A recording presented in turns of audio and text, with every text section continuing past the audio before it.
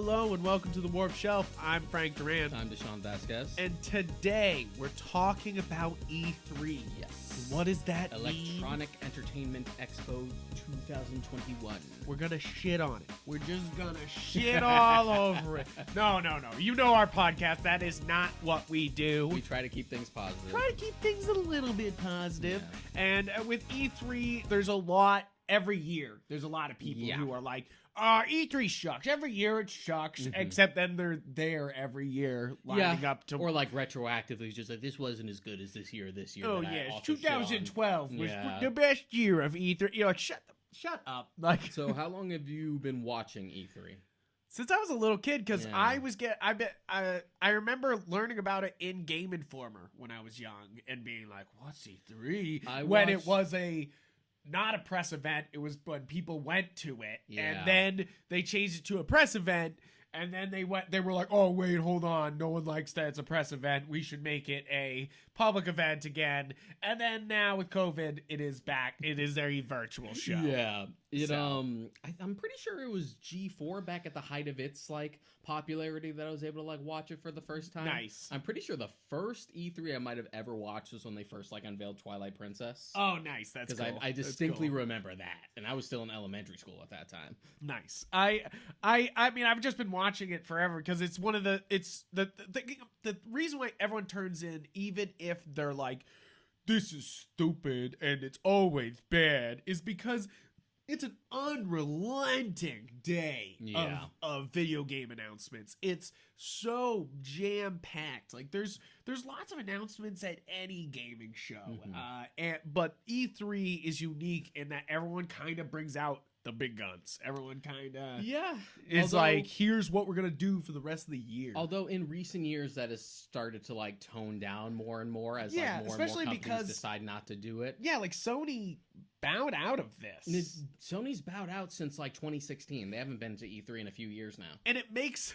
The thing about this show is it makes Xbox look like they're just dunking on Sony the entire show, even though Sony's just like, we're not participating. Yeah, but it's like, in the same way that like Nintendo doesn't participate either, but they have like the treehouse around the same time, so it still feels like they're there. Yeah. Whereas like Sony's just like, no, we're taking a page from Nintendo's book. We have our own fucking thing called the PlayStation Experience. Wait until that. Yeah, you're like, you'll watch it then. And to be honest, I sort of get the idea. It is very expensive to like rent out the space and like do a press conference and stuff. You have to like fill that time work slot, with that company that does the E3. Exactly. You know, like you don't have to work with them if you're Nintendo. And the fact that you have to fill that time slot, whether or not you actually have something to show.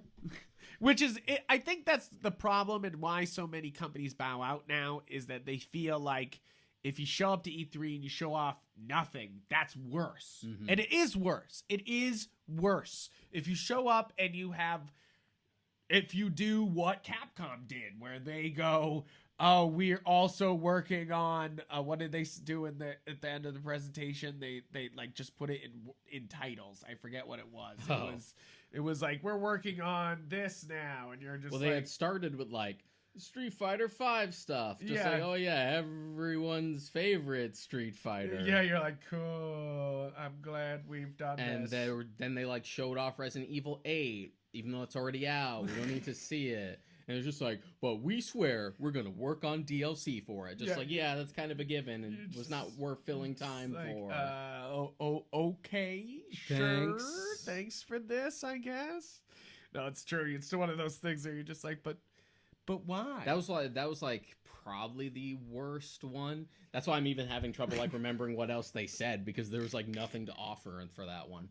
Yeah, they showed off Monster Hunter Stories 2, which it's coming out this week, and already the reviews have come in, and they're like, it's just kind of like a listen to a podcast and beat it sort of game, you know, where it's like Pokemon, you know, like, which is what they're going for. They're going for the Pokemon Monster Hunter mix, and like, I'm for that. I usually get on a podcast train when it comes to like a grindy and they showed off, so the disappointing part for me is that they showed up, they did Monster Hunter Rise stuff, and it's the first patch 3.0, which is like the end of the original content, you know, like really, I think what should have shipped as the game You know, like in a world that's not 2020 and 2021, this game would have shipped with as this patch 3.0. You know, Well, like maybe not. It wouldn't be the first time Capcom's done shady shit. yeah, where they're just like, no, you must wait,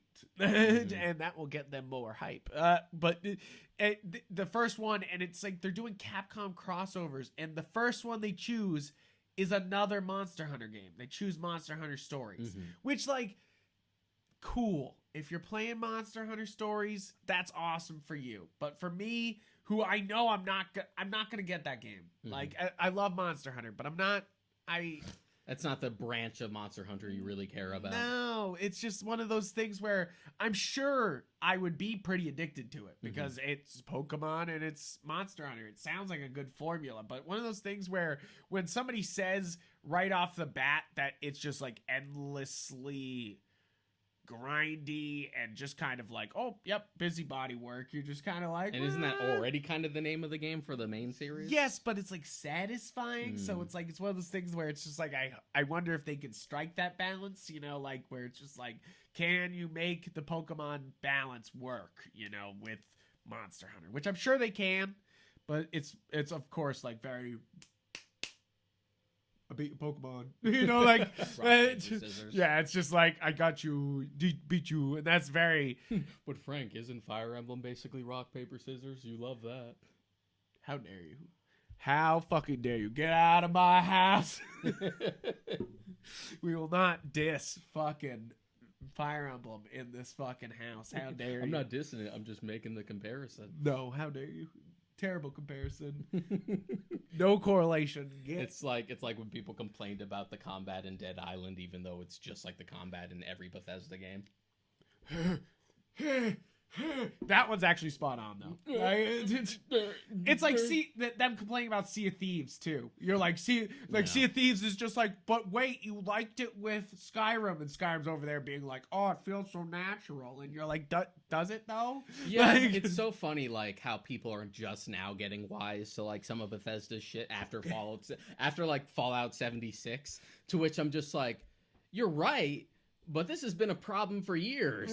This has always been. You guys drooled over it when Skyrim came out, and I was the only one at the height of Skyrim's popularity when it first came out, just being like, yeah, it's good. It's but that's what we should bring up as one of our first major topics here, because we have several major topics, guys. I know we're just starting to cover some of the news, but we have like 3 or 4 like things that are like very deep topics here, and one of them is kind of a news bit. This is like the shallowest of our deep conversations.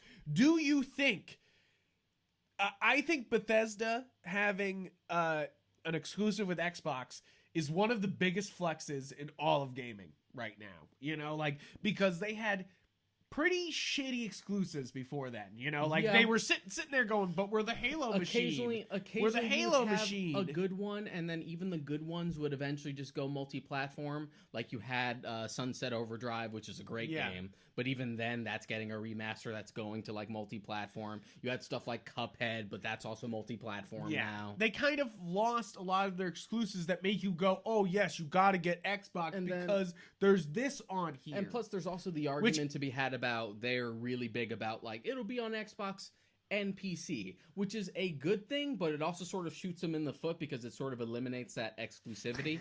I personally think, and this is someone who has like a gaming laptop now, so I can play most PC shit. I've always felt like PC is sort of in its own bubble. And when you talk about exclusives, most people are going to have consoles. Yeah. So that's what the conversation pertains to. If something is on one console but also PC, I would still consider it an exclusive to that console. Yeah, exactly. Yeah, it's kind of it's a weird move, but also I think that Bethesda is so strong in its single player games that like literally cornering this market on Bethesda and like their kind of like brand of first person games is such a move that it's funny that like the developers have to come out and apologize that like is it Starbright is the next one? Is it what's it called again? Starfield. Which Starfield looks cool. I guess, it's just gonna be Fallout in space is basically what More or I'm less. getting. I'm more or less down for Bethesda to like dip their toes into like harder sci-fi. Yeah, exactly. It's one of those things that like Bethesda can go so much further, and I think having the money of Xbox could be a great thing, or it's one of those things that this will be the start of the downfall of Bethesda, like it's one of those things that will this money, this insane amount of money from Microsoft help Bethesda, or will it just be like, oh no, we're just gonna pump, because I'm not sure Bethesda can really coast on like, look at how big anymore. Because open world games are such a dime a dozen now. Yeah, and it like Fallout 76 is huge, and it didn't matter to people. People like were pissed about it. And from what I hear, a lot of it is. I hear it's back. I hear it's back. A lot of things have been like fine tuned, and sometimes that just happens. Yeah. Like you have stuff like Final Fantasy 14, which was a disaster when it first came out, to the point when they made a Realm Reborn to like sort of reinvent it, they literally made the first launch of it part of the plot that it was bad. Yeah. It was a whole thing in the story where like, oh, that was a pocket universe that we literally destroyed. What? There's like an in-lore reason to be like, that's why that was bad. That's why that was weird. Don't worry about it. Don't even think about it. But stuff like that can sometimes bounce back. Same thing with like No Man's Sky. I hear No Man's Sky is a lot of fun now, but it's just one of those things where like, too little too late, even if it's great now. I'm sure a lot of people will feel the same way about like Cyberpunk after its million patches. Yeah, I feel like they'll finally fix Cyberpunk, and there'll be tons of articles being like, is Cyberpunk the best game that was the heaviest rated? Definitely. Absolutely, game journalists will be saying that in 2 years when CD Projekt Red finally makes that the Witcher of FPSs, which is what they were going for, and it's obvious. Yeah, there was a lot of weird misconceptions and like unnecessary hype surrounding Cyberpunk. It was weird because it was just one of those things where like, do you like The Witcher? Would you like to see us do more of a cyberpunk aesthetic and make it first person? Yes, no. But people sort of thought it was going to be like this futuristic GTA with like this level of polish that wasn't never going to be there. There was a lot of people who had never... It's one of those things that they really... I feel like they hyped up CD Projekt Red. We're like... CD Projekt Red, I feel like they're masters. They are great. Witcher 3, amazing. Yeah. But like one of those things where you're just like... These guys have a couple games on their belts. Yeah, and they're relatively under the radar. They're like a Polish developer, etc. And it was weird that everyone jumped on Cyberpunk so hard as like the next big thing when it really shouldn't have been hyped up that much. No, I feel like sometimes game journalists need something to talk to just about. Latch onto. They gotta like fucking grab and it's like through no fault of their own. So that enables like the pressure to like release it and then delaying it because CD Projekt Red likes to take their time. Yeah. But there's that pressure like, no, enough delays, release it. It's it's going to be unfinished. They literally got like death threats. Yeah. Which like, guys, if they're delaying a game, it means it's not done. You don't want it. You don't want it. Like I feel like these youngins, I feel so old. I feel like these youngins forget the days when they'd put out a game and it would just fucking suck. It would just suck forever, guys. It just fucking was broken. Yeah. They wouldn't fucking fix it. You wouldn't get a patch. You wouldn't connect to the internet and all of a sudden be like, wow, my game's And that sucked in its own respect. But then, as a trade-off, there seemed to be more attention to, like, quality assurance. To be like, because when the game's out, it's done. There's no more. Yes. So you can't afford to... You can't afford to, like, lean on that. Just like, well, if there's something wrong with it, we can always patch it later. Yes. That was not an option. Yeah, which is, I think the problem is that they view this not as a, like, we're going to ship a final product and then we'll add fixes that the players find, you know? Which is what I think this was originally kind of set up like, like where it's just like, yeah, we know our bugs, but then we hand it out to the players and they find bugs and we fix it, but obviously it has turned into what I literally brought it up with Monster Hunter Rise, is where I think they had an ending to a game and then they're like, either Capcom stepped in and said like delay and we want to put out 3 patches, or they were like, we're not going to finish this in time for the launch. And they were like, well, don't worry about it. Which is what I think actually happened. Is them being like, don't worry about it. We'll make it part of the plan. I say like 60-40. Like Capcom is shady, so it would not surprise me if they were just like, just piece it out. Just piece it out. Just piece out that last ending. You know, like just make it more. But like a month. Like I know that's what Monster Hunter does, but it's kind of one of those things where you're like, this is much different than Generations Ultimate and them being like, here's a Legend of Zelda skin or a Mega Man skin, you know, like this is a whole chunks of game. Story. This is the content that should have been there. Fucking thing, you know, like this is like it, which I'm like, I like the idea of keeping the audience engaged for 3 months. Because, of course, there was everybody complaining about Monster Hunter. I put 300 hours in, and for some reason, I'm out of content. You're like, sir, you're not supposed to put 300 hours in it. Yeah, in the first 2 there weeks. is also that. Like, you know, like, there's you're also like, how that you do this? discussion in general. Just like at a certain point, a game's gonna end. Game's gonna end. It's gonna finish. Just even endless games like Monster Hunter, you're gonna fucking run out of. You know, like and I feel like, yes, Monster Hunter Rise is low on content. They were adding content afterward, but it's one of those things that I feel like we got a Switch Monster Hunter that was a Switch exclusive. Yeah. And it's coming to PC and other consoles soon. And I can't... And I think there'll be even more content when that happens. Aside from broad strokes, I don't think either of us can really compare it to World because I haven't played it. I played like a couple rounds of World. Yeah. I'm not the biggest World fan. I've watched enough World. I've watched my brother play it, you know, like, and I definitely get what's going on. Rob, if you're listening, tell us about it. He's the World guy, so he can be like, you're both stupid and wrong. It's one of those things that my problem was the roster was really small. And I know the roster's kind of small here on Rise, but like World felt like... But was that at the start? Definitely at the start. Yeah, Iceborne definitely fixes a bunch of stuff. And I'm pretty sure that's when he jumped in. Yeah. And if I got a PS5 or, you know, or an Xbox, whatever the fuck, I don't care what they're called. It's one of the games I would buy immediately, you know, like, but you know me, that's part of my problem at the moment is I am a Nintendo Switch. I have 2 friends who recently got their PS5s, and I'm just like, what are you gonna play on it?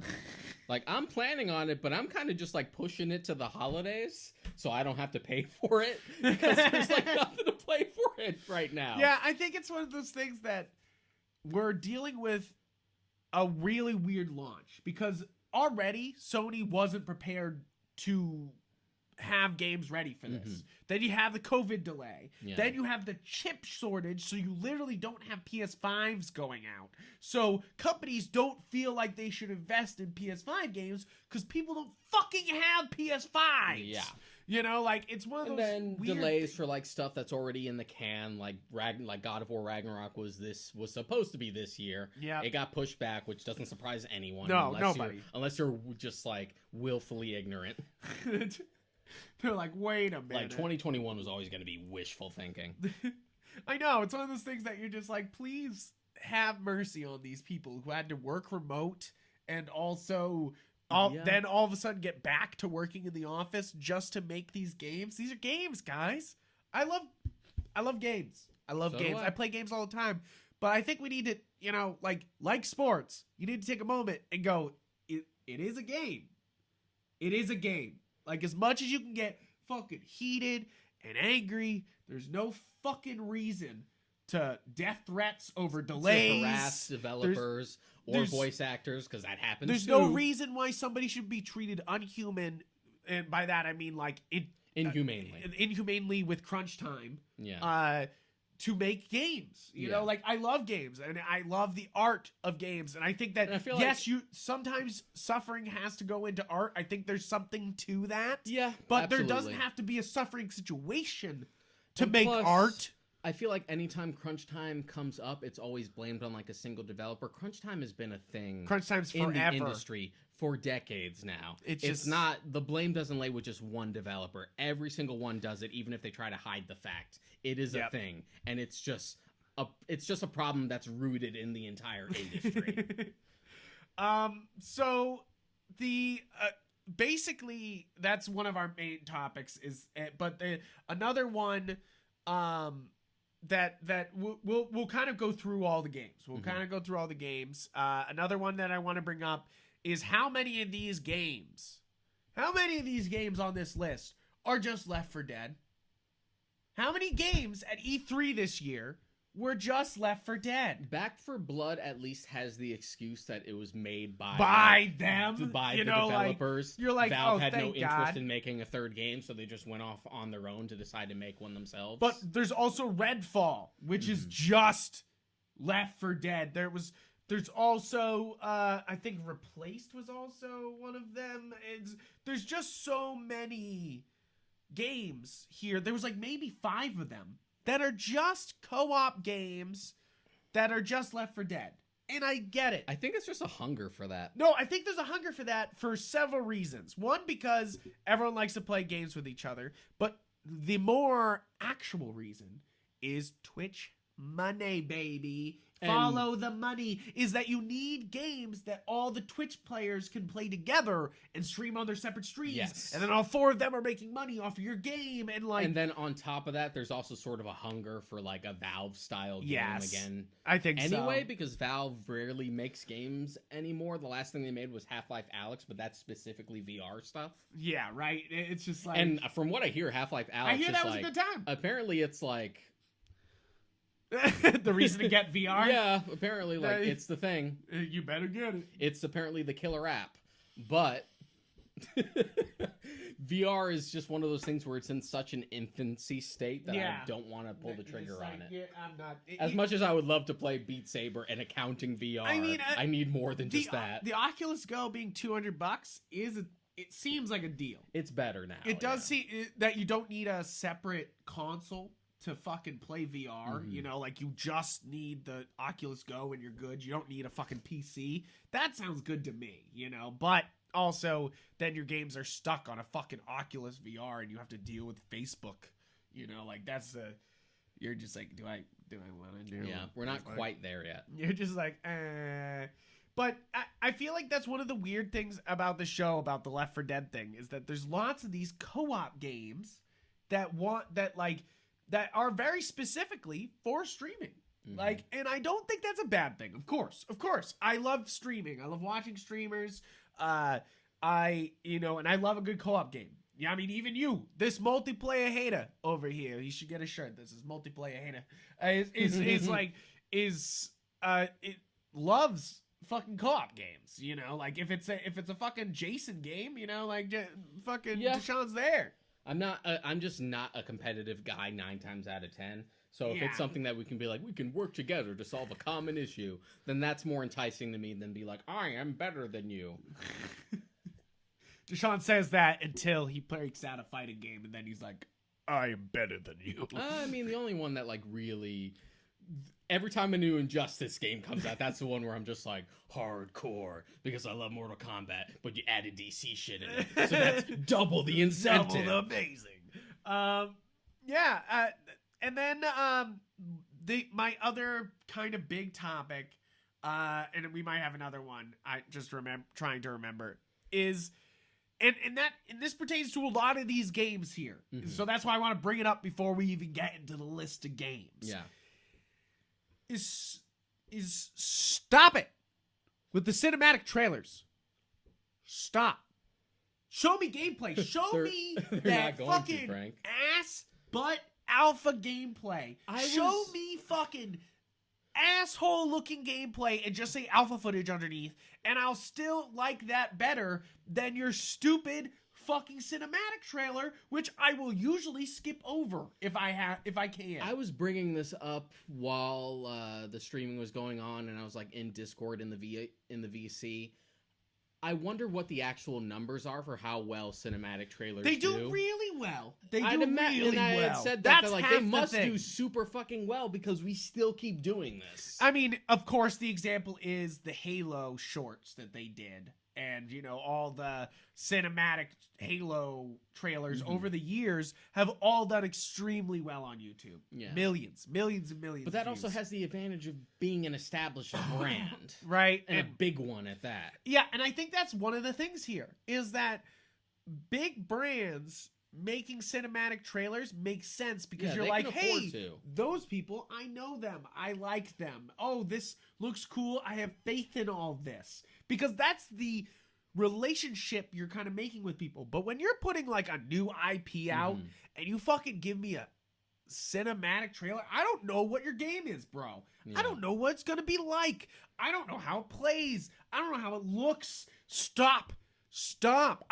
As a guy who loves filmmaking, as a guy who, you know, appreciates a good cinematic. Yeah, and some of them of them end up just being like almost really nice short films that are way better than the actual game that comes out 9 times out of 10. Which, like the Dead Island trailers were awesome. Yes. Both of them. They were great little like shorts, better than whatever we actually got. And that sometimes is the tragedy here, is that these great short films / cinematics are made for trailers, for the game start, you know, like lots of things.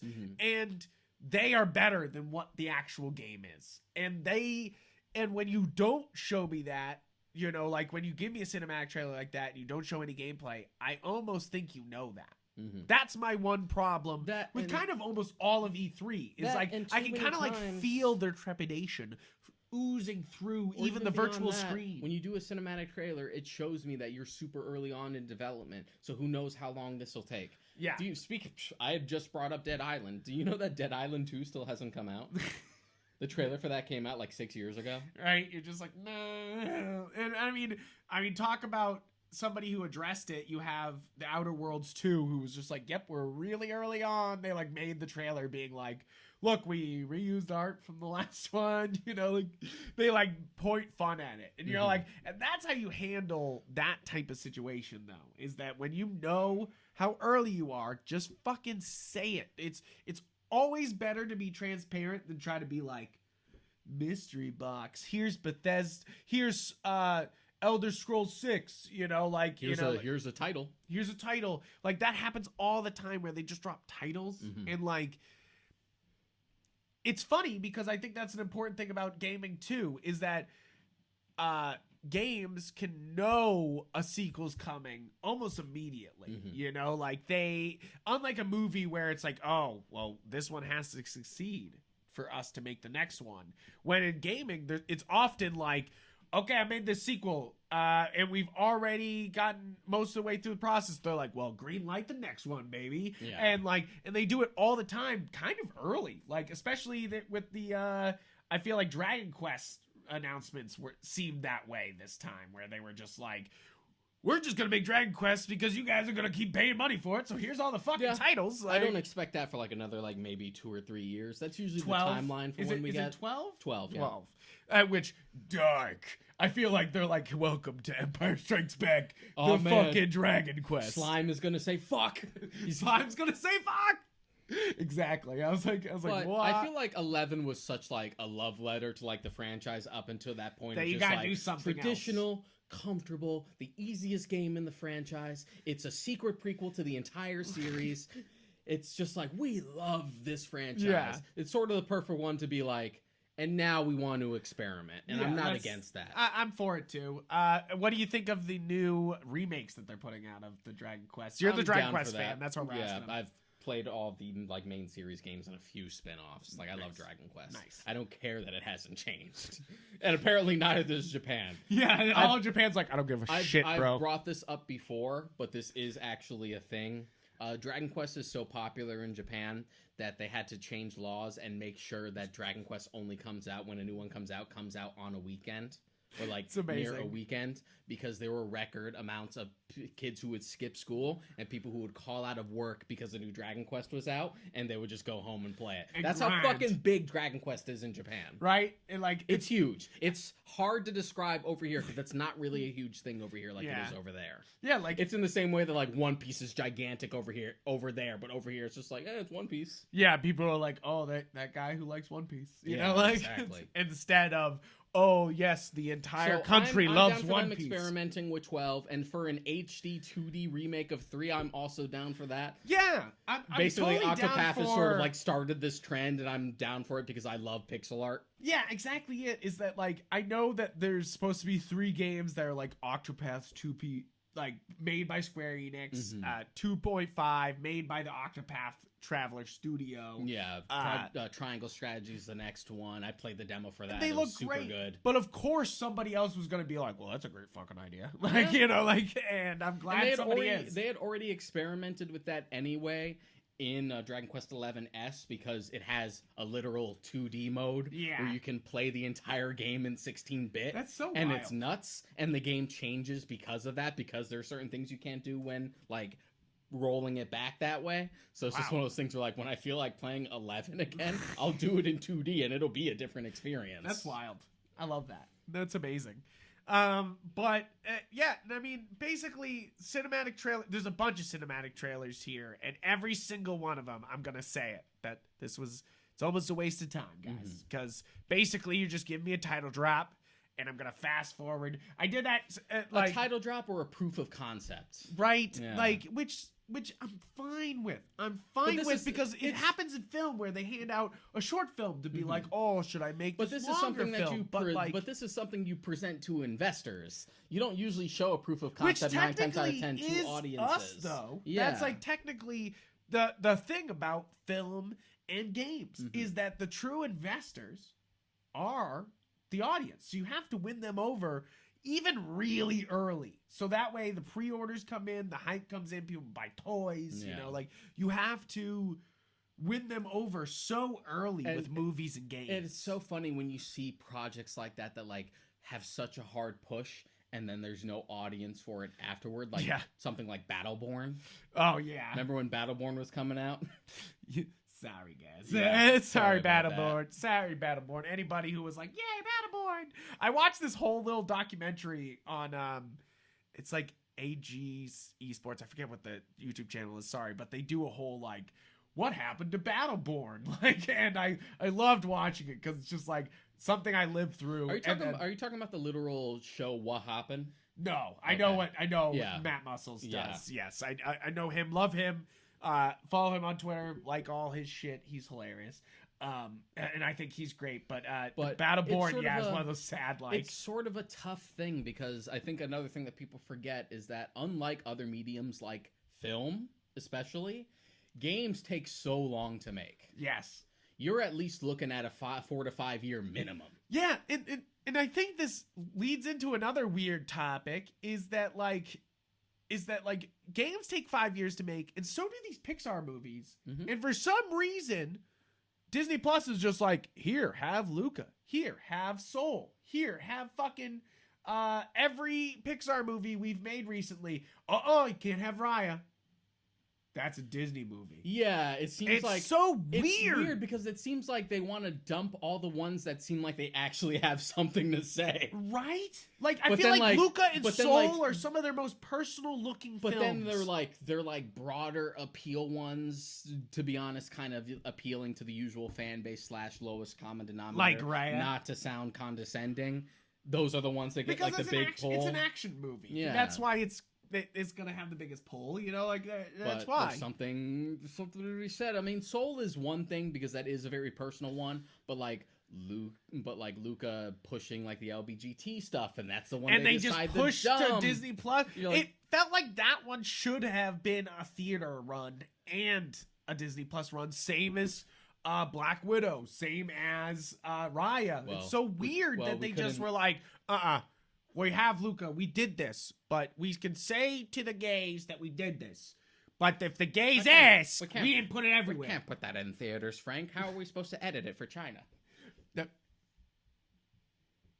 Nail. Poof.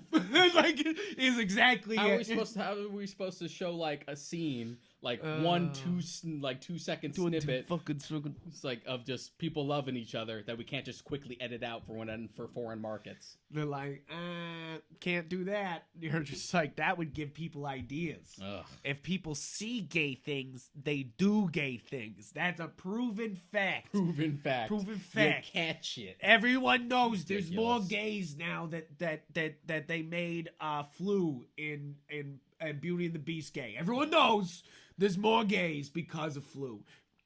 Sorry, I love- I'm being too much. I I'm being fucking. You know you're joking. I know I'm joking, but it is funny. For doing that all the time. The running gag that people have started to catch on to, where like every time we do something gay in a Disney movie, it's always treated, so like it's the first time a gay character in Disney, and we've had like 5 of those. So many moments. Even in Corella, they were like, first openly gay character? You're like, no, wasn't that fucking Flu? And they were like, no. Like, they were like, no. Openly gay. You're like, it's just like, can we take like bigger steps? Remember when we saw Paranorman and that was a big deal at the end of that? Right? You're just like, And the refreshing thing about that is that it wasn't treated like a big deal. It was just sort of a given. Yeah. It's one of those things that there's a difference between... they always do the talk about how Stan Lee was like, no, Peter Parker can't be gay. Mm-hmm. And they're like, Peter Parker is Stan Lee is a homophobic. And he's like, no, I wrote Peter Parker one way. You should not just make somebody queer for the times. You should write a queer character, instead of just being like, Peter's gay now. Pow, we did it, boys and girls. Like it's like literally. I hate to be like a Batman purist, but like Batwoman is one of the best examples of just being like, okay, we're gonna take an established character and fully rewrite her as a gay character and lean into that and really make it part of the plot, make it part of the story, make it part of everything that they do, instead of just being like integral, it's gay now, as opposed to just like ticking a box. Yeah, which we are way off base. Like coding. Yeah, we are way off base for E3 talk, but yeah, just something to talk about. But just something to talk about. So, so this kind of goes in order. Let's do the list. Let's do the list. This is kind of. So this is from an Engadget article, list of how things came out by order. So, sorry guys. So we had the Summer Games Fest kickoff event, which of course starts off with the Battlefield 2042, which Deshaun, say it. You don't give a shit about. He doesn't care. I do though. I don't play Battlefield, but holy shit. I know I was talking, I literally just went 20 minutes for saying cinematic trailers are ass. But then they did this where they showed off gameplay, but then they have the cinematic where they show off a fan favorite moment of jumping out of the plane, firing the rocket, and getting back in. The glizzy tube, the fucking, like it's one of those things that like, this is a fun fan moment that they immortalized in a cinematic, like I feel like that's the difference. This is the one difference though. This is the only one that I was kind of like, this is a decent cinematic because they're not spending time being like, here, let me tell you the new story about the Battlefield, blah, blah, blah, blah. They're like, no. This is the fun bit that you guys always have fun with. And here's what it would look like if we did it in RTX mode, and that's kind of, I feel like that's the right approach to a cinematic trailer than trying to be like, here's the new IP. Like, especially this isn't even from E3. This is one of those older shows. When they first showed off Suicide Squad as a new game, that's set. Oh yeah, the Rocksteady thing. We didn't get anything for this year. Exactly. Yeah. We still have nothing. We just have that one trailer, and guess what? That tells me nothing. We didn't get anything for Gotham Knights either. Yeah, weird, right? At least that one when they at first. I think Warner Brothers kind of wasn't involved with this. I feel like Warner Brothers is like, I'm not fucking doing at least E3. With the initial Gotham Knights teaser, which was the first thing they had ever showed. They showed a bunch of gameplay. Which you're like, do that. Yeah. You're like, please, thank you. Like, I need that shit. So next up is Tiny Tina's Wonderlands. Did you ever play Borderlands 2, the DLC, where they're basically basing this off? No, just the base game of Borderlands 2, but I'm aware of the DLC, and everyone loves Tina. Yeah, everyone loves Tina. If you play Borderlands 2, you love Tina. Everyone loves Tina. I've even played a little bit of Borderlands 2, and I love Tina. Yeah. Like, it's one of those things that, yeah, okay, they're doing Borderlands Skyrim. Oh, I just love Ashley Birch characters in general. She's also Aloy in Horizon and Chloe from Life is Strange. She's always good. I feel like she's always quite good. I mean, it's one of those things that this is another cinematic trailer, and I was like, cool, so you're showing off there's magic. Is basically all I'm getting from this trailer. Is it's ridiculous and magic, you know, like, which I get. That's what you play again and again in a GameStop. That, and it's you also, know, like, that's what you play again and again in a GameStop, and somebody sitting in the GameStop and just has goes, the advantages of, I again, need Tiny Tina's Wonderland. You know, like, but that's also a brand. Yes. It's just like, oh, it's Borderlands. You can afford to be like, here's the concept. Just like, well, it's Borderlands. Yeah, exactly. Where any Borderlands head will be like, and anything Here that's I going am. and anything that's going to focus specifically or have like Tiny Tina's name on it, you're going to expect to be like crazier and a little more experimental than normal. And next up is one of the big, I think one of the most talked about things at E3 was the Elden Ring trailer. This is basically Dark Souls. it's another From Software. It's another From Software. I really do hope that they can branch out a little bit with this one. Like, it definitely looks like it's another wait, dodge, figure out their pattern, hit them. Time to dodge, roll, and parry a lot. Which, sure, the biggest thing that interested me with Elden Ring was just all the aesthetic stuff. Yeah, because they had looks awesome. Because they like had George R.R. Martin on it to like develop the worlds. Yeah, and they and I mean they showed off gameplay here. They showed off cinematics. I think this was a well-rounded presentation. Any excuse for George to not write his book. Every time. Seriously though, fucking before he dies, somebody stop him. Yeah, you know, like, and I know it's sort of like sad to say, but I literally just lost Kentaro Miura for Berserk. Yeah. So now, and everyone I know who's a Berserk fan but also likes Game of Thrones or A Song of Ice and Fire is now like looking at GR and I'm like, you finish it. Finish your shit. You better write keep, it down or something. We keep forgetting. Everyone keeps waiting for the Winds of Winter, and we forget that there's still supposed to be another book after that. You're just like, hey. We still have 2 more. It's the Winds of Winter and A Dream for Spring. You're just like, oh my god, no.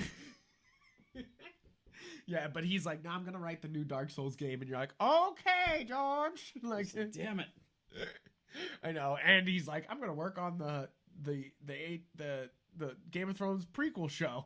You're like, no, George, you cannot. Like, you have other things you must do. Meanwhile, Stephen King and Brandon Sanderson are just like, I'm writing 4 books a year. Stephen King finished The Dark Tower, for fuck's sake. I know, holy shit. Did you ever think The Dark Tower would finish? No, I thought he would die. I no offense to Stephen King. I love Stephen King, but and George R. Martin. I love all these guys, but I thought they would die. Apparently, Stephen King getting in like his bad car accident. In case you don't know, Stephen King had a bad car accident where he was hit by a van. Oof. And he had almost lost one of his legs because of it. Like, they were thinking of amputating it, but they decided to give it like a trial because he could rehabilitate it, and thankfully he was able to. Oh, that's nice. And apparently that had like woke him up to be like, shit, I do have unfinished business. So that was part of the impudence to be like, I'm finishing The Dark Tower. Yeah, I'm gonna finish all Not this. leaving that one open. After that was the Ubisoft presentation, where they were showing off Far Cry 6 as their huge tentpole. I mean, the Far Cry series is great. You know, yeah, like, I played the first 3 Far Cries. I was into them, but then after that, when it comes to franchises like that, there is often a time where I'm like into it, but I'm good. Yeah. That's me with like the Call of Duties. I played the first 4, and then I just felt kind of done and never went back. I played all the Bungie Halo games, and then after that, I was kind of done and never went back. Like, at a certain point, I know something needs to be done, and I just move on. Yeah, makes sense. I hope that this is... I mean, they got... What's his name? Giancarlo Esposito. Thank you so much. I'm so sorry. I can't pronounce anybody's names. That's why he's here. Yet again, doing his Gus Fring thing from Breaking Bad. Yes, As much as I love that, Gus Fring is one of the greatest TV villains of all time. But... the man has range. Can we stop typecasting him as bad guys? No, he's the new Christoph Waltz. Oh, man. He's the new Christoph Waltz. They're just going to throw him in every bad guy role until something doesn't Even stick. Christoph Waltz sort of went against that with Django. Right? He was like, I'm going to do something else. Like, did a bunch of movies where he was the good guy. He was like, nah, I'm going to do something different. I mean, I hope for good things from here. I know a lot of my friends are really excited and they love playing Far Cry all together and shit like that. So that's cool. Tom Clancy's Rainbow Six Extraction. So, of course, Tom Clancy... I don't even know why Tom Clancy's fucking name is attached to this, because it's just like, okay, soldiers are now fighting aliens. You're like, I know Tom Clancy sometimes does aliens, but he's never like full on shoot them fucking blue dudes, you know, like, which is what this fucking game is. Fucking aliens in the hunt for Red October. Right. It's one of those things that, like, Tom Clancy's such like a realism guy. He makes sure like everything is like too almost over detailed in his writing. You know, like sometimes you're sitting there being like, I get it. It's a fucking submarine, you know, like, but you know, like that's the way he writes, you know, like, and I, this is one of those things where you're like, I see that you're just trying to get the Rainbow Six people to play some other game, you know, because there's a huge esport. To be fair, he's had like less of a hand in like the Tom Clancy game stuff for a long time. Yeah, and definitely there's a huge esport behind Rainbow Six, and I assume that's really what this is all about, is really making another esport game for people to play, you know, like to keep moving forward. But then again, like Tom Clancy's not even around anymore, I don't think. I'm pretty sure he died a few years ago. No. Is he? Is he? There was also Riders Republic, which they're like is an extreme sport. He died in 2013. 2013. So yeah, but it's one of those things that like, you know, the Tom Clancy like brand, and it's like that's just I get that like XCOM is popular and that's kind of what they're going after here, but like you're kind of like, guys, this isn't. I would actually get excited for that if there was another new XCOM. Oh, that would be cool. It'd be the thing I would play instead of the new. Mario speaking Rabbids. of that, skipping over Riders Republic because I don't give a shit. Except that looked like chaotic fun. It just looks like you can play like mountain bikes, snowboards with 63 other people. You're like, okay, cool, fun. But Sparks of Hope, the new Mario Rabbids game. You said XCOM. This is the XCOM sequel. Like that's yes, it is. No, it isn't. No, guaranteed. You haven't tried this. This is what it is. Like, I mean, it is. It's in that same genre. I had made the joke when the first Mario Rabbids came out, just like, why do I need to play that? I had XCOM 2.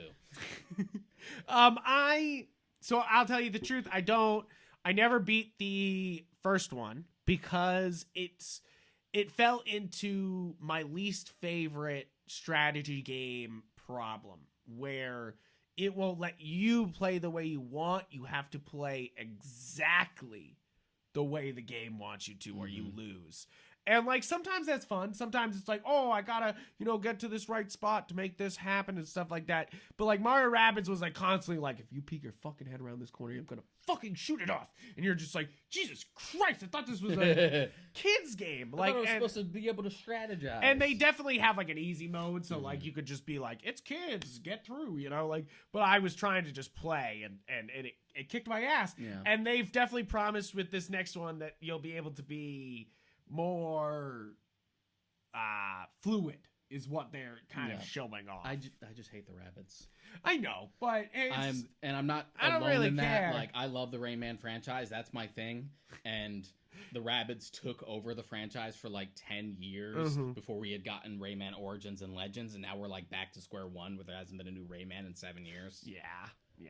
That's because he's in Brawlhalla. And I find them super annoying. They were like proto minions before the minions were a thing. Yeah, they're funnier than the minions. I'll give them that. Is that minions are great. I don't find them as annoying, but it's just like any rabbit shit. I'm just so done with. I actually will probably buy this one because I did like the first one, especially since the graphics looked really great. It's another one of those like. Another studio showing up Nintendo, like it also sort of annoys me with like half measures as far as like Nintendo ever doing crossovers with others is that, oh, we finally got the Mario and Sonic game we always wanted. Oh, it's a fucking Olympic game. It's a fucking Olympic game. A Rayman crossover, but it's not actually Rayman. It's just the rabbits and it's like a strategy RPG. You're like, what? No, okay, all right, okay.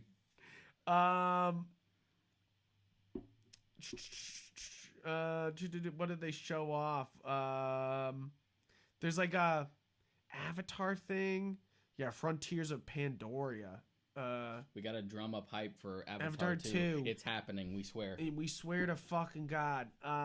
It's just like the Ubisoft presentation was definitely like they kind of shot themselves in the foot because I mean they showed off Far Cry, which is like showed off the Tom Clancy. I'm sure that's very exciting for all the Rainbow Six fans.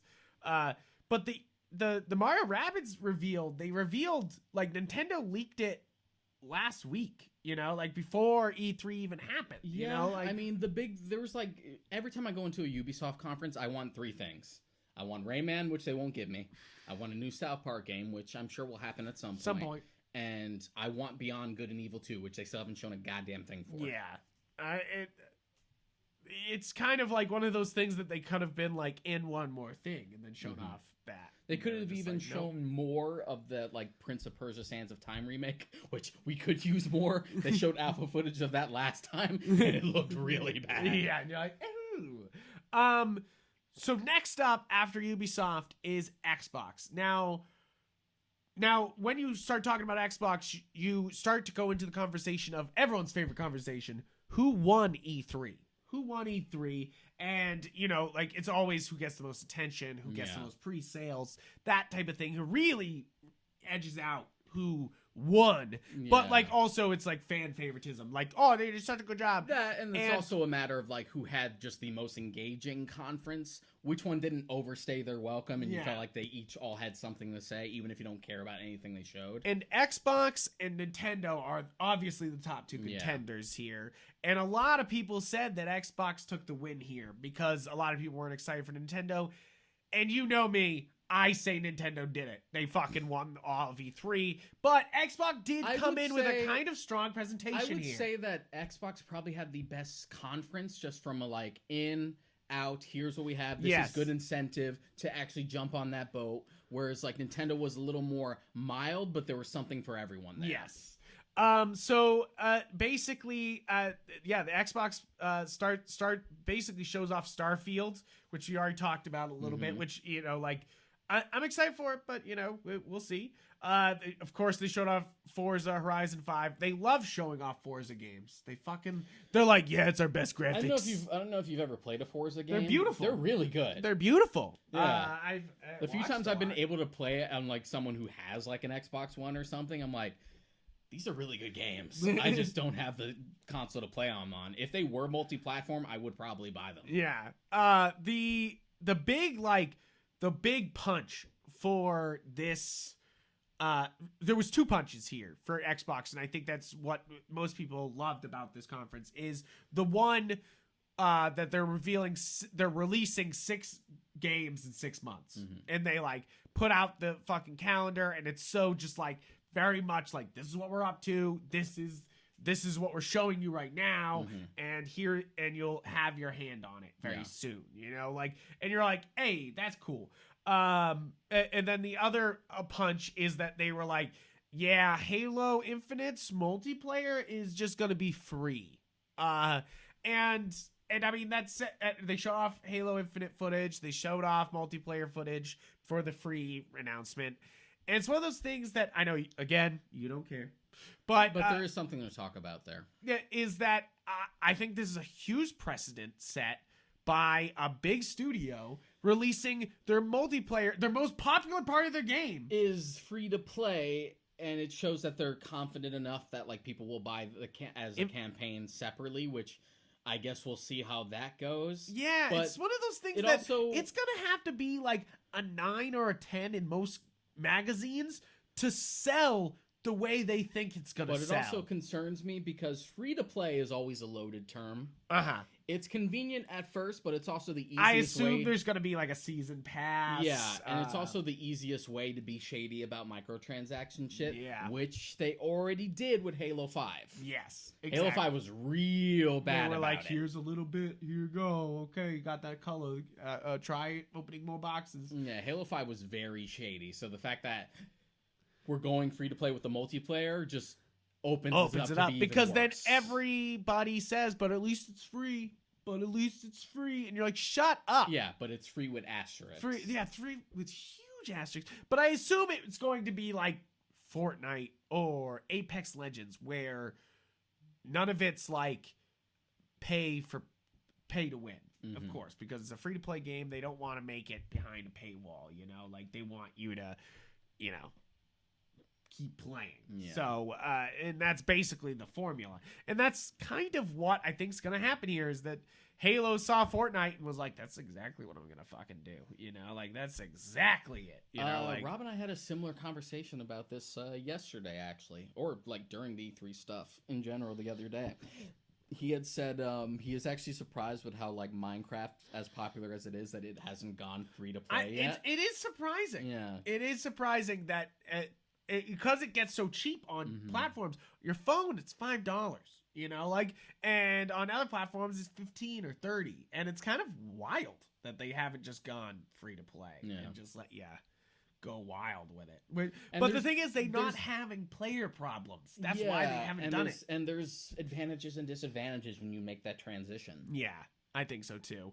And a lot to do on their side to make that transition to free to play, you know? And I think with Overwatch was showing off crossplay at E3 here, and I think that comes into conversation here that, you know, Overwatch is starting to realize Overwatch 1 is having a lower player base, and they're like, well, let's actually introduce crossplay, you know, like, and sure. But aren't they also working on the sequel as well? Yeah, Overwatch 2, which they showed off just Baptiste skin, which is shitty because literally a month ago at BlizzCon, they showed off like 2 hours of footage, even multiplayer gameplay. And at E3, they're like, a skin. And you're like, you better be fucking further along than this fucking skin, you know? Like, but it's true. I've seen the game. Like, you know, like I watched the 2 hours of them playing multiplayer with the one tank, the 5v5. And like, as an Overwatch player, I'm excited. I want to fucking try it. I want to play it. But also with crossplay, I think it's the smart move because it's going to suck for people like me on Switch who are just going to get fucking smoked by PS4 players who've been playing, you know, like on the same console for so long and at 60 FPS, well, you know, like this on yourself. I know it's going to be like, and you can turn off crossplay. I love that you play with PC players and quick play though. That's hilarious to me. You're like, you know, that's just going to be like PC players ending games. Do you get to see what people are playing on? Yes. It's a little icon next to everybody. That's going to be a problem. Oh, they're going to be like, you switch motherfucking player. I can't believe you threw the game, you stupid shit. And you're like, and they'll probably be like, because there are points like that with crossplay where as soon as they see what you're playing on, they won't even bother with it. Yeah, they might leave the party, you know, like, which sucks. But we'll see how it all fades out. This is a beta. We'll see how But games do that all the time where you're just like, oh, I see you're playing on Switch, I'm out of here. Yeah, it's weird.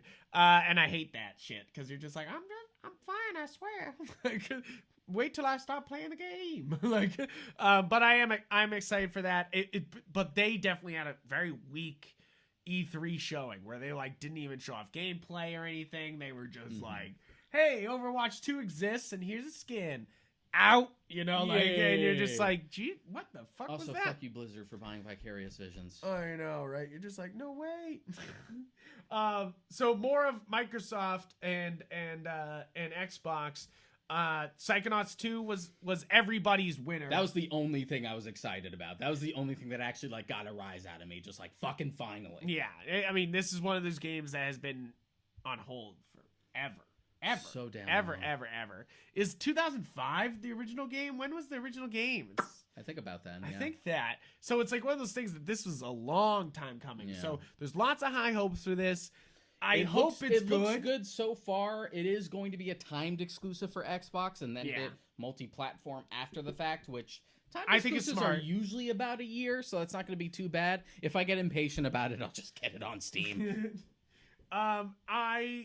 It's one of those things that this could be an incredible situation. Did you ever play Psychonauts back in the day? Yes. And I have it on this actual PC right here. Yeah. I love Double Fine's games, like, in all their silliness, like Psychonauts, like Brutal Legend, the fucking rock and roll game with Jack like, Black. I'm saying, like, oh, it's been so long, could be an incredible situation, but this is Double Fine, you know? Like, Double Fine don't miss. Even with their games that they clearly didn't throw enough money at, like Gang Beasts, even Gang Beasts is ridiculous and fun. Right. And they're pretty good about They're just like, hey. Next up on the list was Flight Simulator. For all you flight geeks, they're getting even more realistic. Now you can fly for 6 hours in a game. Beautiful. Where's my space shuttle simulator? I know. What the fuck? I just want to go to space. Bro. I just want to go to the moon because I guess we don't want to anymore. There was an announcement of Contraband, and we said Outer Worlds 2.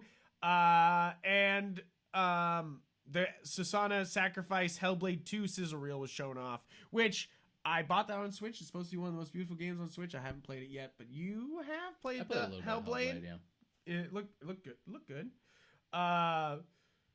It's one of those things that I feel like also as good as the Xbox show off was, it also feels like it's missing a bunch of stuff, you know? Like, I feel like there was, a bunch of their exclusives that they just don't fucking bring up or touch, you know? Like, I feel like Perfect Dark is exactly the game to bring people to your Xbox, and I don't know why we don't play that. That's game. A whole can of worms in general. Microsoft doing nothing with Rare. Yeah, and my thing about Halo Infinite, to finish off the Microsoft thing, is that like, cool for anybody who owns an Xbox, you just got free multiplayer Halo. Hey, fucking awesome, yeah. But and it was a big showcase for the Xbox. This Game is Pass. a huge fucking gamble with them not selling the single player as like a $60 separate thing. This is a huge gamble, especially when the past couple Halo games, everyone is in agreement, and I mean everybody. The story is down. Yeah, he's right. The Bungie games, you lost good. Bungie. You kind of lost the touch. Kind of lost the mojo. So that's what I'm saying. It like literally has to have like all the review outlets gushing about this. And that was part of the reason I jumped ship, because story's a good incentive for me who doesn't usually care about the multiplayer stuff. Yeah. So and Halo's pretty good about lore. Yeah. So if you don't even have that, I'm just like, I feel less incentivized about it. Next up on the list is Square Enix's presentation. This one of the weaker presentations this year. First off, because of Guardians of the Galaxy, which they are putting on every system, even Switch. I was so just like, wait, it's coming on Switch, which also made me go, red flag. Like, why is it already for Switch? I love my Switch. I love my Switch, but it's a red flag when they can launch at the same time. In the presentation itself, there were fucking drops in frames. Drops, so I can only imagine how it's going to run on the Switch. It drops in frames, and what were you fighting in that? Fucking squares? Jelly people? Like, what the fuck was that? Like that's not how you show off a game. Like, even Arkham City and Arkham Knight knew to show off like beating up a few thugs, and then a boss shows up, in your footage, not just. And then you also have cinematic, it went on for too long because they wanted to like showcase your decisions matter, because we didn't want to just make a Telltale game season 2. Yeah, it kind of seems. For the record, the Guardians of the Galaxy Telltale game was pretty good. So it's one of those things that, if Guardians of the Galaxy surprises and it's actually a good game, I will be right there to be like, oh, thank God, but I doubt it. But I don't trust Square Enix after Avengers. Yeah. And this looks similar enough. It's in that weird spot where they want to do the MCU look, but they also want to kind of do their own thing. And to be fair, it does fare better. There's no one that I look at that is just you're just like wait, Cap or rent. Thor in the Avengers game where I'm like, that looks bad. Yeah, it looks like Wish ordered Avengers. Yeah. So yeah, I think the model designs are better here, but it almost seems like that's the only feedback they took before they started working on Guardians of the Galaxy after Avengers. And then aside from that, in the combat, it just looks like a generic third-person shooter, and the fact that you can only play as Star-Lord is also a big problem. That's super weird after Avengers too. Like, it's definitely like Avengers came out, and like that seems more like you could play with all the characters. Why would you choose a team like Guardians of the Galaxy and only be Star-Lord? Yeah. Like, what? I don't... Even if you can issue commands from the other team, it's still not the same. Yeah. It should be a game where you can switch on the fly. Babylon's Fall, the Platinum Games and Square Enix. So this is the Nier Automata, the Bayonetta people, working on a Square Enix game. Again, do we trust Square Enix? is the big like I mean, you know like the Nier games fare better than some of their other stuff, so who knows? yeah. I mean I'm going through Automata now, and it's really good. Yeah, that's the thing. Is like Platinum games. They don't miss either. You know, like I've played a lot of Platinum games, and there's not many I have complaints about. You know, like I love Bayonetta. No. I like it's all. I've never played Nier, but I hear great things. It's one of those things that like these guys have a proven track record. Maybe they can squeeze something good out of the money with Square Enix. And it looks like it's co-op, so you know that's fun. Sure. But that was another one. What they had said.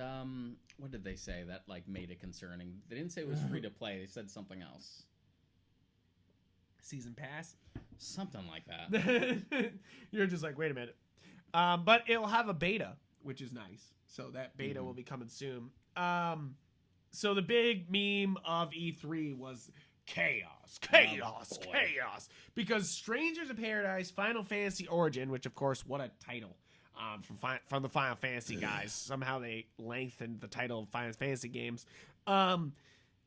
Is showing off a game that, to me, just looks like they were like, oh, we fucking nailed it with the last Final Fantasy.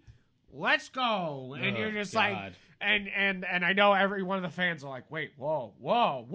Like, yeah, it's a weird one. So there had been rumors for a while that Square was trying to do something with like Final Fantasy 1, like whether remake it from the ground up or try to like reimagine it. Yeah. And this is basically the result of it. And it's in this weird spot because, yes, people are up for like anything to like reimagine the original Final Fantasy. Yeah. But the reason they want it is because they want it separate from what we've had for the last few years.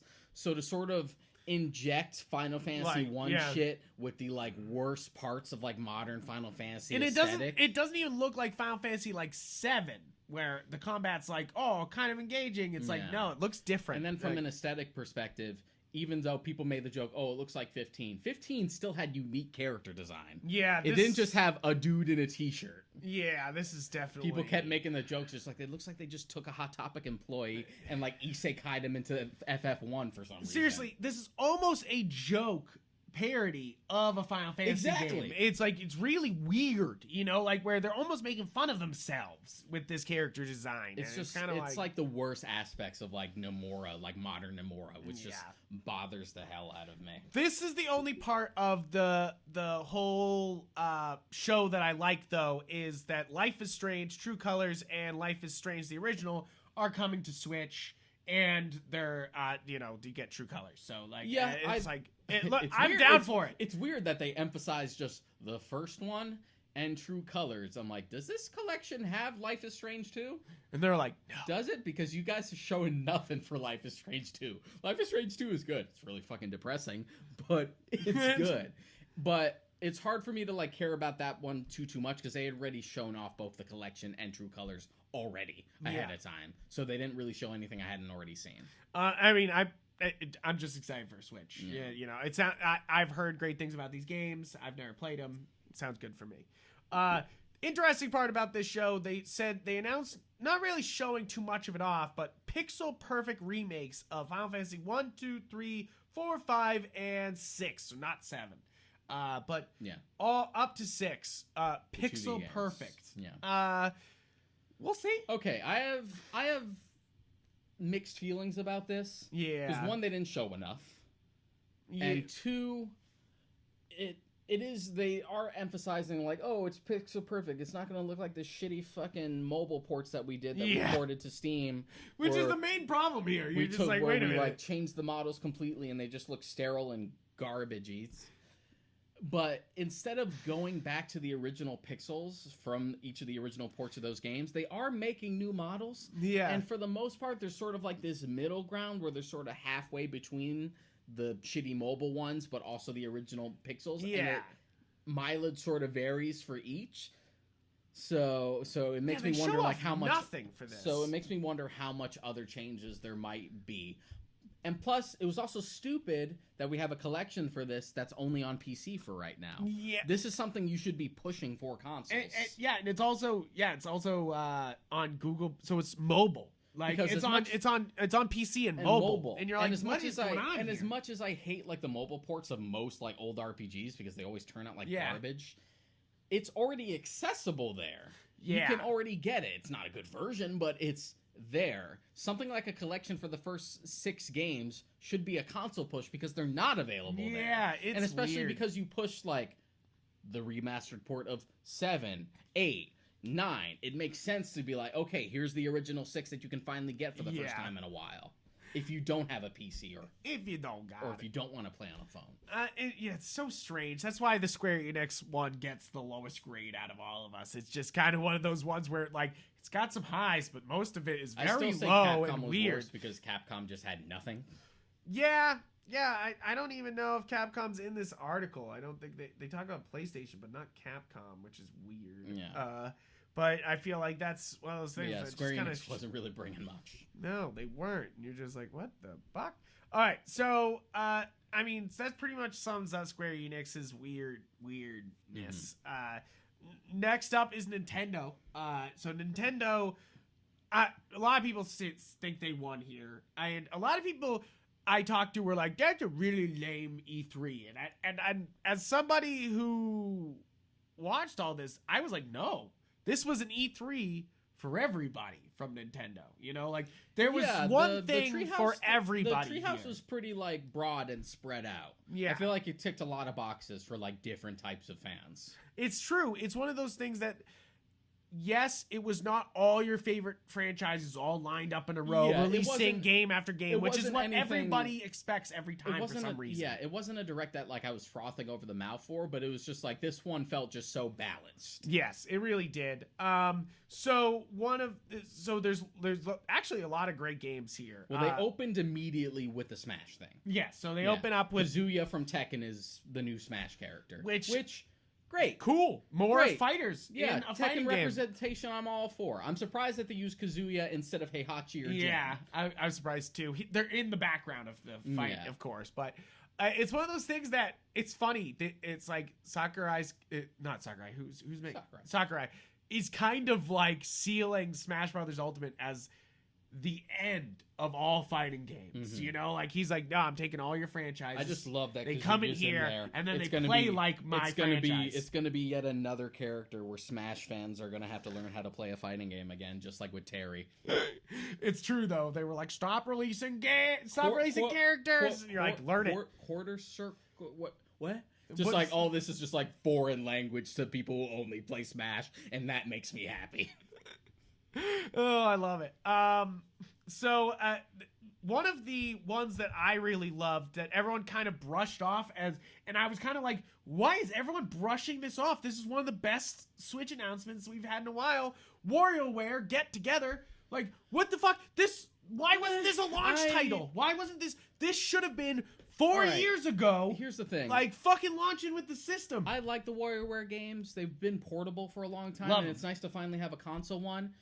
But that type of WarioWare game, especially for the Switch, isn't really what I want. It's because everyone wants a Smooth Moves game. Everyone wants a Smooth Moves sequel, which is kind of where I'm at. No, I'm not that. I'm definitely against that. I want a WarioWare game. I don't give a fuck about what type it is. I want the weird mini games. I want to play through them all. Smooth Moves is the weird mini game. I know. But it like really emphasizes the motion controls, and for once it's actually fun and not annoying and obtrusive. And everyone sort of wanted that to the Wii U. It didn't happen on the Wii U. We have the Joy-Cons now. Everyone wants it again. And it's just sort of not there. It just feels like it's like another one of the 3DS ones. I love the 3DS ones. Sure. I love them. But I'm pretty sure that's most of it because a lot of people want a Smooth Move sequel, and that's kind of where I'm at. Believe me, I'm not alone on that. That was pretty much my entire Discord. Just like, yeah, that looks fun, but I want Smooth Moves.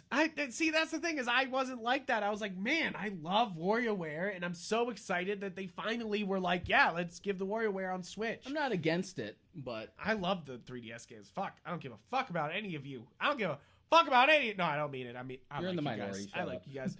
I was like, damn, that sounds great. There was also Shin Megami Tensei 5, which is another series where Japan so overwhelmingly loves this game so much. They don't even give a fuck if anything changes. Yeah. It's the same thing as like Dragon Quest sometimes, where they're just like, we don't give a shit. Like, I've never played like a true Shin Megami Tensei game because Persona doesn't count. It's its own thing. It's its own thing.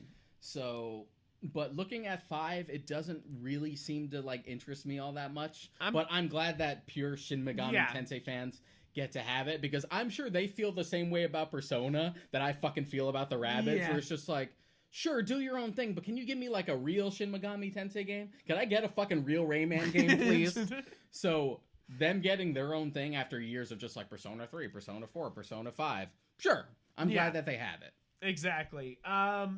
So they also showed off Danganronpa is finally coming to Switch. Danganronpa. Is that how you say it? Yeah. How do you say it again? Danganronpa. Thank you so much. I don't know how to fucking as a collection.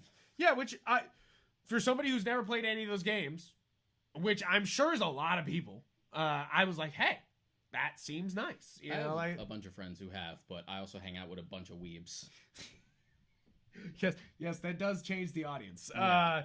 So the big get for me, and I know, everyone's like, oh, Breath of the Wild 2. Everyone's like, Metroid Dread. No, motherfuckers, y'all basic. Advance Wars 1 and 2, best game of E3. Here it is, game of the year. Fucking yeah, baby. I remember seeing that. I'm like, shit. Here we go. I was literally at work during this E3 presentation, and Sean's messaged me shit. And I'm literally like supposed to be talking to the client, and I literally like turned to the side and was like, yes! Because this is... I was very vague about it. I had literally messaged you just like, oh, you won, Frank. They did it. And you were like, what? I'm at work. What? I'm like, Advance Wars Remake! Because you can't say that to me. I'm sitting there going, did they do the Switch Pro, bro? You said you... Oh, I did that on purpose. You did that on purpose, dude. He's like, oh, they did it, Frank. You're going to be happy. And I was just like...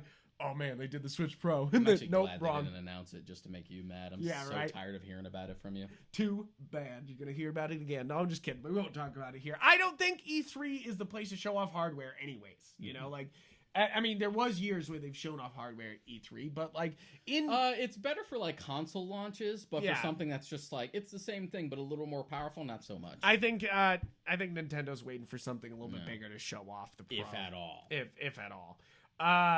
No, not if at all. If at all. It's in production. If at all. It's coming. It's been coming for a while now. I'll say it every week.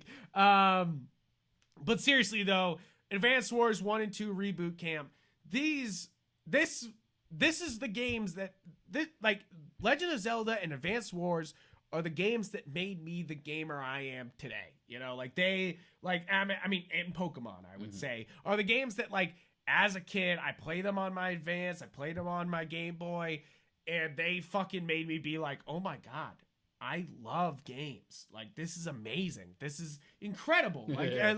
And to see Advance Wars be handed out to a new generation in beautiful new color.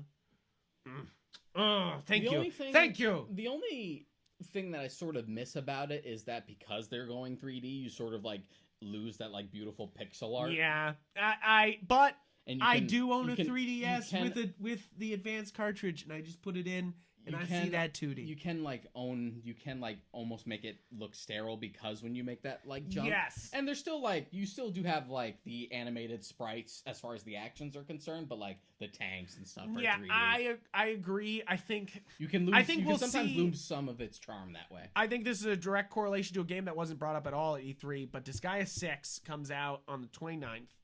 I'm really excited for it, but it also falls under this kind of situation where they went 3D when Disgaea is very typically like sprite art, you know, like known for doing great sprite art, and they've done 3D sprites here, which is a big jump.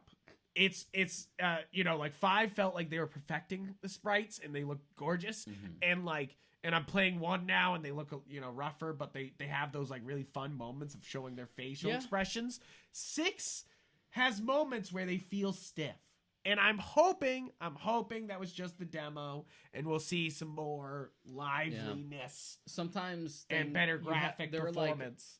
More challenges when you make that translation to adding another dimension, because things that are like overly detailed in 2D might not animate well with the new dimension, and you just lose some of like that charm and like punch to it. Yeah. People have criticized like the Pokemon games when they went 3D that they lost a lot of their charm. Which I think in some degrees they have, in some degrees they haven't. Yeah, I agree. And it's one of those things that I think Fans Wars looks really good. Watching the Treehouse, you can see it looks really good the whole time. So it's one of those things that if you were questioning any of these games here, there was plenty to show off at the Treehouse, which was actually really nice. They were showing off Advance Wars, they were showing off WarWare Get Together, and they showed off Metroid Dread, which actually, well, we'll get into Metroid Dread because of course this man here, but like, so Metroid Dread, people, some people were shitting on it, but it's one of those things because they were like, oh, it looks like a 3DS game, which of course everyone's forgotten what a fucking 3DS game looks like because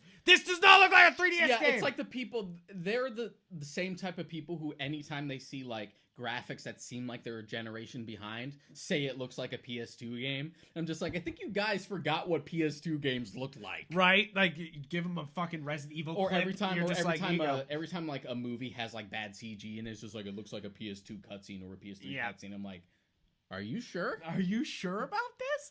Metroid Dread looks really good. First off, aesthetic wise, I like the horror, like fully going horror Metroid. Good, because that's when the Metroid games excel, is when they lean into the horror. Exactly. Which, so I guess we're going into Metroid. Yeah, let's go into now. Metroid Dread. So let's go. In case this is your first episode listening to us, which I'm sorry, I'm sorry, guys.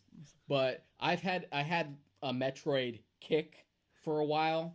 It started because I got like my SNES Mini and I fixed it and started playing like Zero Mission and stuff like that on it, and eventually just decided, I just want to move on to the next one. I just played Zero Mission again because it had been a while, and then I just got the itch. I'm like, I'm gonna play Fusion. I'm gonna play Super. I'm gonna love Fusion. I'm gonna play. I'm gonna fucking buy a Wii just so I can play Prime again.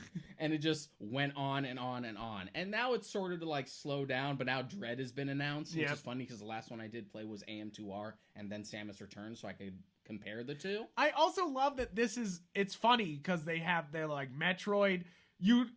Everyone, like, you start to see the letters and everything, and you're like, oh, is this Metroid 4? Is this Metroid Prime 4? And then they're like 5, and you're like, what? Because Super Metroid is Metroid 3 and Fusion is Metroid 4. Yeah, and you're like, you sit there for a moment going, wait, what? And like in that moment, you're like, wait, are they showing off Prime 5 before 4? And then you're like, wait a minute, no. And So Prime 4, we're probably not going to see anything for a while because they pretty much had to start over development. Yeah. Because they were trying to do it with Namco, didn't work out, so then they decided to just do it with Retro Studios, which is stupid. They should have just tapped Retro Studios to begin with because they did the first 3 games. Yeah. So they had to pretty much start over, so you're not going to see much from it. No. But Dread has been one of those things that's been like rumored or potentially pushed back for a while because the subtitle Dread has been teased since like Metroid Prime 3 and like Metroid Prime Hunters on the DS. Yeah, no, this is one of those games. This has a long history of being buried. We knew something Dread related was coming to Metroid for a while. For a long time. And it turns out it's Metroid 5. This is the first game to finally take place after Fusion. You can tell based on Samus's suit. Yep. We're actually continuing the story forward because all the Prime games are like prequels and midquels. As the Dread Pirate Samus says, which get it? It basically this is I think it's a horror game. It's 2D. It's 2D. It's gorgeous. I love the Prime games, but I prefer the 2D Metroid games. It's leaning into the horror. It seems to have a lot more also polish like Prime and tense. I agree. And tension compared to Samus Returns, which is good because I'm not the biggest fan of Samus Returns, and this is the same developer, Mercury Steam. But did you like some of the changes they made to Samus Returns, or was it kind of like because it is the same team? My problem with Samus Returns is that it's a little obtuse and a bit and showy and doesn't have enough of that like Metroid is about isolation and intensity, and Samus Returns is more about like spectacle, which is annoying because Metroid 2, the original one on the Game Boy, is one of the most like isolation focused ones because it's about you starting at the top and literally going deeper and deeper and deeper into the Metroid homeworlds. so you have that like horror element to it, Nice. and it doesn't have like that same flavor, which is something that AM2R, even though it's a fan-made game, really excels at. Yeah. What I loved about Dread, and I wasn't huge with on the parry. I'm not big on it. The like counter attack that they have now. Yeah, they do have it still. It's still in the here. Footage, they still I hope it. they balanced it out a little better because it made things too easy. Yeah, you could just parry things, and it was over. The thing I liked while watching the footage is that you went from when you went into a new room. You know, sometimes you just come into the room, but then sometimes it would start a cinematic, and you would, you know, like an encounter with something, and then it very smoothly goes right back into the gameplay. There's no like loading screens or anything. It's just like you come into the room, that was your loading screen, and then it's like cinematic right into gameplay. And I really enjoyed that like flow. And you could tell it was all in engine. Yeah, it was all in engine. And I liked what they were showing off features wise. They have lots of different guns showing off, lots of different things, and I hope for the best. Yeah, they have the opportunity to like really expand and really put a stamp because it's a new sequel as opposed to a remake of an older game. So I am optimistic. I'm still looking forward to it. I just hope it's a little less obtuse than Samus Returns turned out.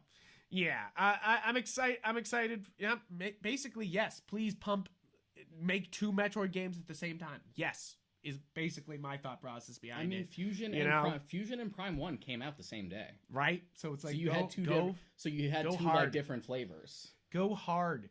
The other thing that is the big show off from here is the Zelda kind of show off. So they show off more of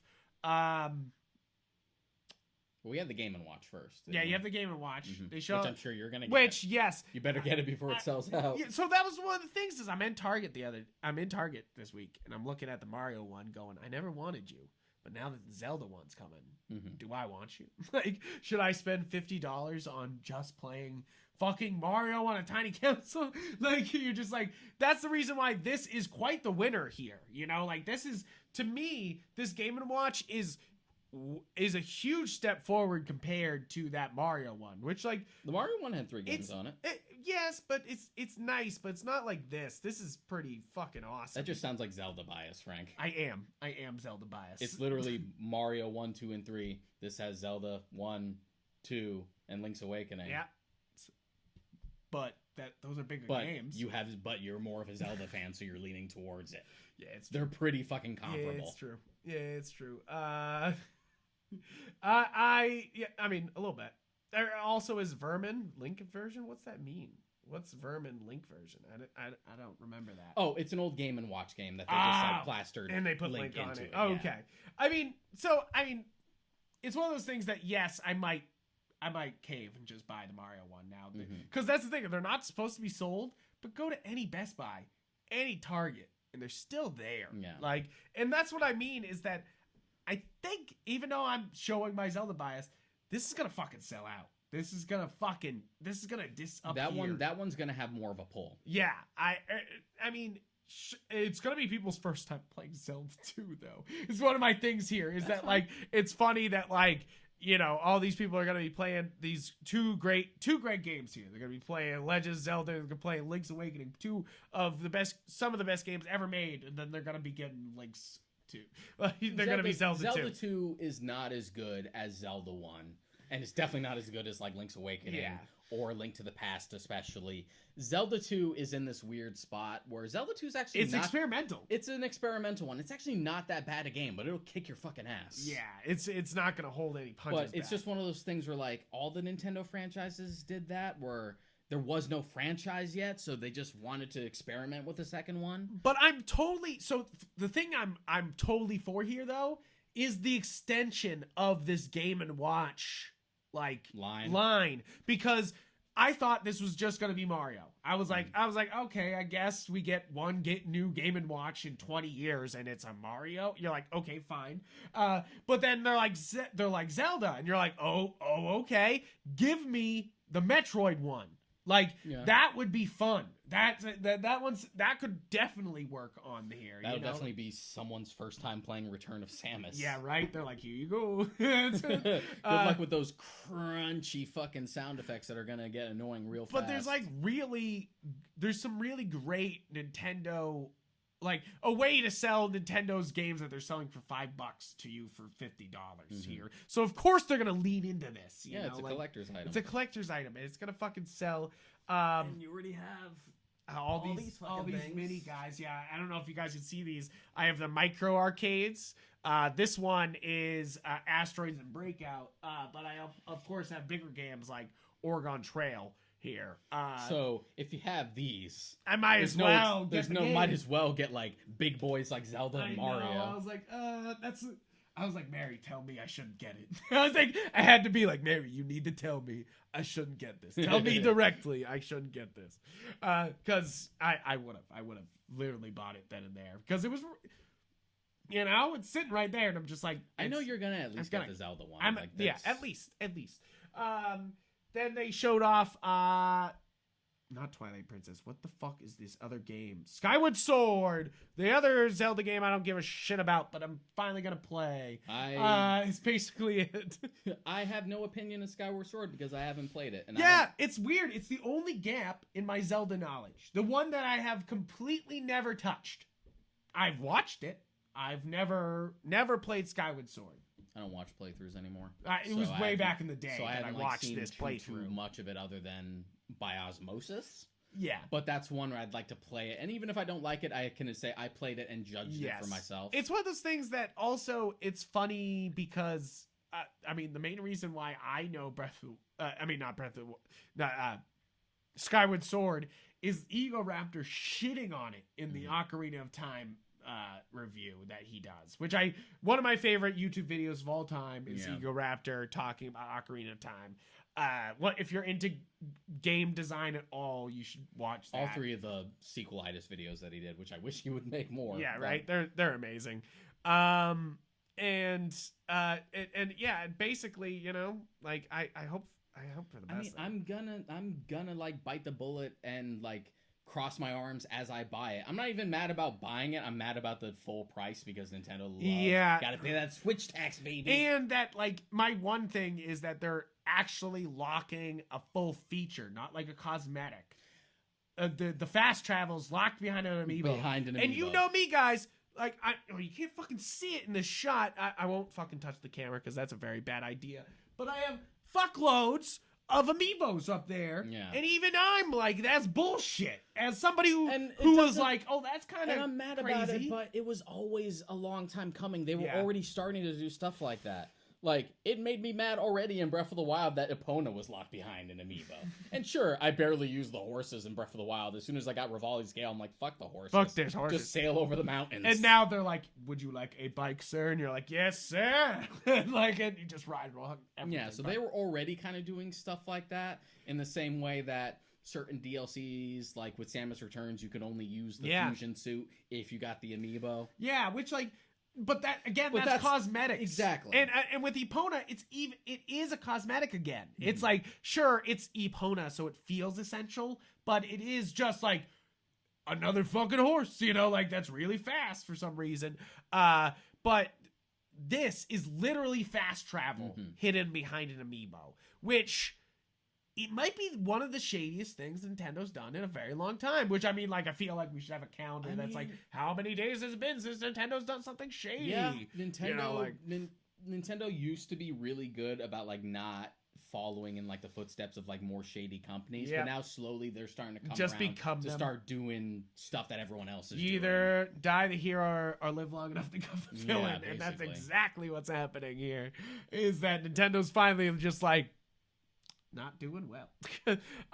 But then they showed off finally Breath of the Wild 2. That was the big like, this is the most searched thing. This is the reason why everyone said Nintendo won E3, is because they Breath of the Wild 2 was the most tweeted phrase. It was the most searched thing. It's the most watched trailer of the whole thing. It was a big rounding success. What do you think? I think I saw enough to show, like, Because it's a direct But this sequel. is perfect, though. This is perfect. This is like, I feel like this is the whole antithesis of this entire thing. This was the best trailer of them all. Because they showed off cinematics just enough to be like, it's sort of like Majora's Mask. And then... Yeah. It's another case where it's like, it's a direct sequel. It's made relatively, pretty much like right after the first one. So you can't expect it to be a huge change. But there's going to be enough there where it feels like it has its own identity. And that's why they have the gimmick of just like, well, we're going to the sky. We're going to the sky. And I'm down for that. It's funny because everyone's theories were that it was going to be underground for the dungeons. Yeah, and then they're like, nope, you were wrong, bitches. To the sky. To the sky. They pulled the Bioshock and we're And like, we have, nope, like, not underwater. Long-haired Link fucking turning into liquid and shit. Always down for a new gimmick. We have the prosthetic arm, which is interesting because that was in the Breath of the Wild concept art as an unused idea. Right? You're just like, ooh. See, the thing is that I was saying it's a perfect trailer because they show off the cinematic, they make you get to feel the game, and then they're like, here's literal gameplay pieces. You know, like, here's a fight, here's a cinematic in-game, here's a few It's like, here's new abilities in the sky, here's how enemies have changed. Like, you have like the rock golems, but they also like have like carry the the goblins forts. on Yeah. them. Yeah. You're like, oh shit, that sounds fun. Just like you know, enough changes to like keep you going. And the fact that you've opened up the sky, and I'm sure on the ground level Hyrule will probably get shifted to mix it just up because as well. the castle's now floating in the sky, Yeah. which of course I love. I mean, it's just Ocarina of Time where they're just like, oh, now the castle's all fucked, you know, like, and you're just like, yeah, thumbs up. Shit, now it's Which, up there. to be fair, I say Ocarina of Time, but isn't that Link's Awakening that you can go to, like, Ganon's castle almost immediately and they just, like, kick you the fuck out? Like, if you fuck up, like, one of the early, it's either Link's Awakening or whatever. You could go to the castle and it kicks you out. And that's, like, basically what they're going for here. And I love that shit. I absolutely love the Link going through surfaces and where you're just, I literally posted the meme in the Discord and on Facebook. It's always weird how they can get away with weird gimmicks Link like of that the floor. that you would think wouldn't work or fit for Zelda, but then just do.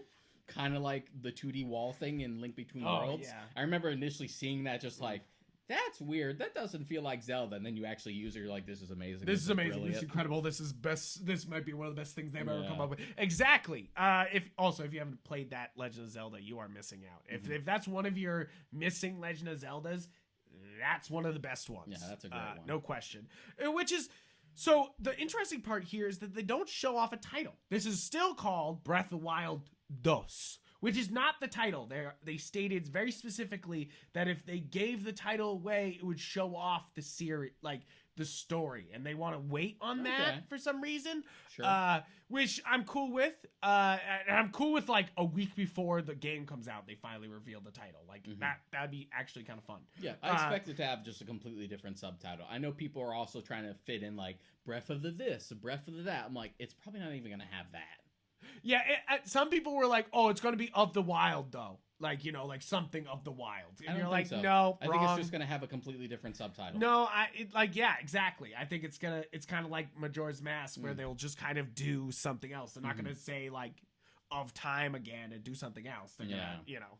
I think there's the title will have to do with the dungeons, and that's the reason why they don't want to show it off yet, and why we didn't see too much of the dungeons here, because there is some footage here of the dungeons, and you're kind of like, yes. I hope they're a little more aesthetically diverse than the fucking Sacred Beasts. It seems so, but we'll see. Because I've said it before, I love Breath of the Wild, but one of my things is its lack of varied environments sometimes. The reason why I have absolute faith and hope in this is that, first off, gamers literally spend their entire lives being like, I have this one mechanic that would work great in a Zelda game, and then they get hired and they get to put it in a Zelda game, you know? And that's what Breath of the Wild kind of was. And I feel like Breath of the Wild 2 is even more, where they're like, we had some ideas in Breath of the Wild 1 that we weren't able to do, and we're going to bring it over here. Like you do with sequels. The stuff, you always never get rid of those old ideas, keep them around. You might be able to find a place for them later. I wonder how they'll handle the weapon system. Because I know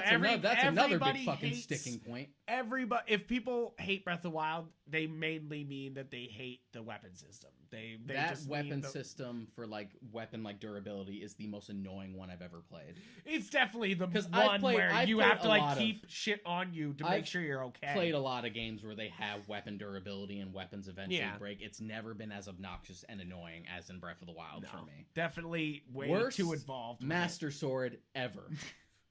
Well, no, you have to do the Master Quest, and then it's the full, unbreakable sword, right? Or whatever you have to do to get the unbreakable Master A Sword. Master Sword that breaks sucks. Yeah, you're just. I Like, don't care if it recharges and comes back later. It's stupid.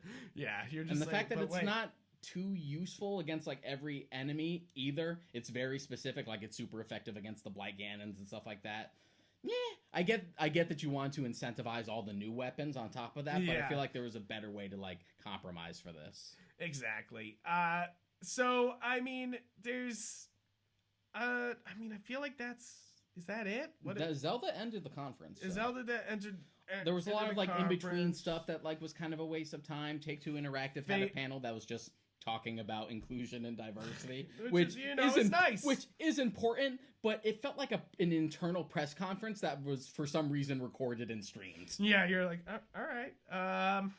Yeah, the Capcom one is so bad. It's just like, hey, we're working on Resident Evil Village DLC, and you're like, sure. Did you have footage? And they're like, no.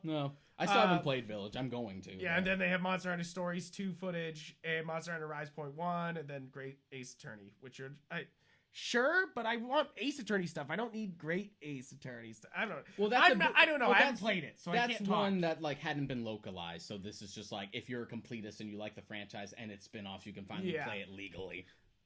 They also, I felt like Fallen Aces deserves a shout out for indie games. It's like this, no, not Fallen Aces, which Fallen Aces looks good. But that's not what I wanted. Where the fuck, what is the one that was like a 2.5? I forget what it's called. Fuck it. Toy Soldiers is getting a remake. It's gonna be good. That's what I wanted to say. Still nothing on I Weep. Still nothing on Silk Song. Yeah, they're like, fuck you, bitch. I'm trying to make sure we didn't miss anything for you guys, but These were the big broader ones. These were the big broader ones. Diablo 2 Resurrected.